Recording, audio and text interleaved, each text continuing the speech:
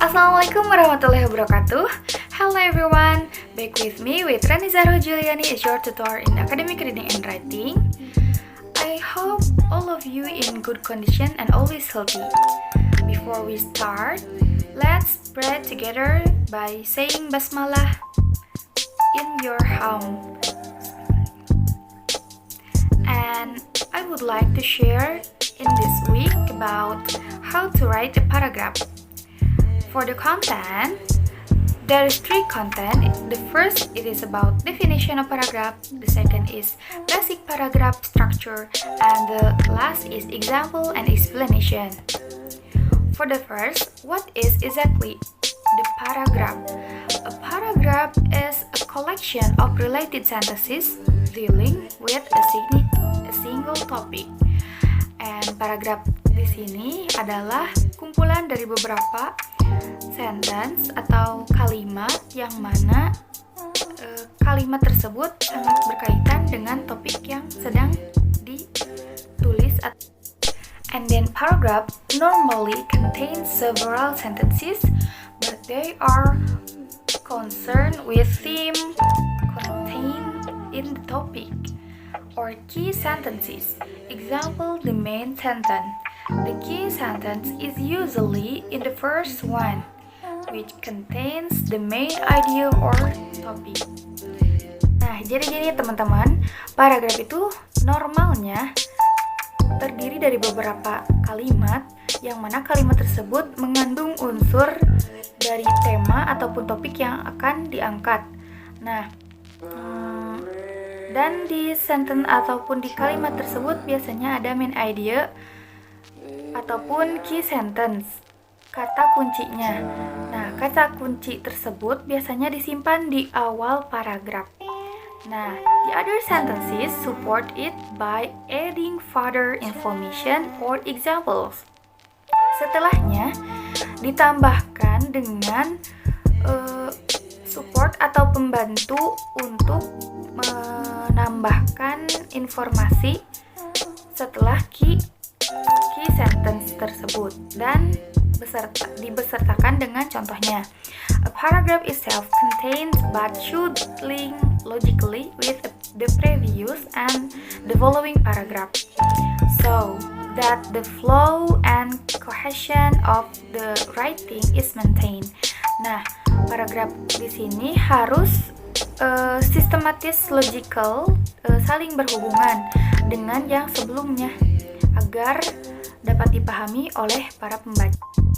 Nah, for the basic paragraph structure, the first that is topic sentence, the second that is supporting sentence, and the third that is concluding sentence. And for the topic sentence, is a sentence that indicates in general way what idea or thesis the paragraph is going to deal with. Nah, topik ini apa yang akan kita kemukakan dari writing kita. Contohnya, Rani memiliki hobi bernyanyi.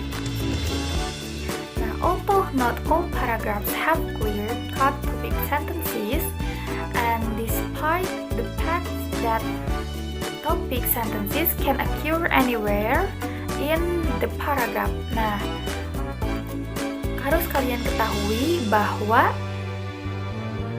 topik sentences dapat terjadi dimanapun paragraf tersebut, as the first sentence ataupun the last sentence or somewhere in the middle. Nah, topik ataupun main idea yang ada di suatu paragraf itu bisa ditemukan di awal, di akhir, ataupun di tengah. An easy way to make sure your reader understands the topic of the paragraph is to put your topic sentences near the beginning of the paragraph. Nah, seperti yang tadi sudah dijelaskan bahwa sebaiknya disimpan di depan paragraf. This is a good general rule or less experienced writers. Also, it is not the only way to do it, regardless of whether you include an explicit topic sentence or not. You should be able to easily summarize what the paragraph is about. Tadi di concluding itu kita tulis di paragraf sebelumnya. Nah, for the paragraph organization, for the paragraph organization, the typical has topic sentences, supporting sentences, and the concluding sentences. In the topic sentences, introduce the topic and tells what the writer will say about the topic. And the second, the sentences that follow further explain and support the topic sentence.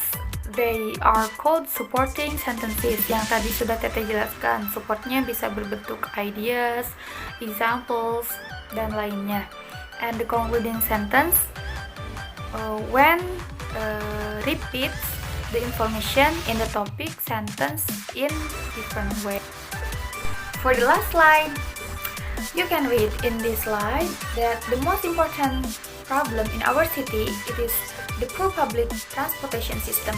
Nah, the main idea-nya itu ternyata bahwa masalah yang sangat penting di kota kita adalah terdapat dari sistem transportasi umum. Thousand system of residents rely on city buses and taxis to travel throughout this large city. Kebanyakan bus, taksi, travel yang ada di kota-kota besar, while the metro transportation system's daily schedule are totally unreliable. Yang mana transportasi metro itu biasanya schedule ataupun jadwalnya itu tidak tepat gitu ya. A bus or taxi should arrive at 7:45, may not arrive until 8 or later. Moreover, it is not unusual for a bus driver to pass up groups of people waiting for the bus because he wants to make up for lost time. Nah, jadi mereka itu memilih taksi itu agar lebih cepat karena tidak menunggu orang lain. Kalau misalnya naik metro itu biasanya nunggu dan waktu akan terbuang gitu maksudnya. Unfortunately, people often end up going to work later or missing important appointments.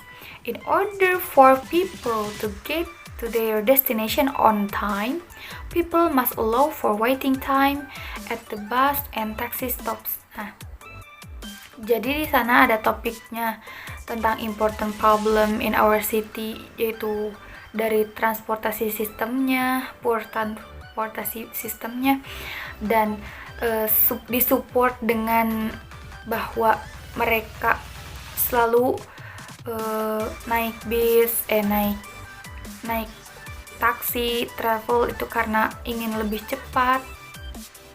Dan dikonklusionkan di akhir dengan begitu, orang-orang akan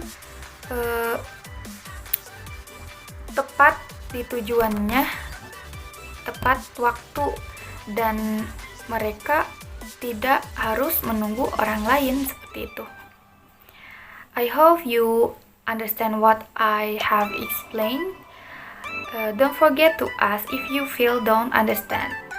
See you when I see you. Bye-bye. Thank you for your nice attention. Assalamualaikum warahmatullahi wabarakatuh.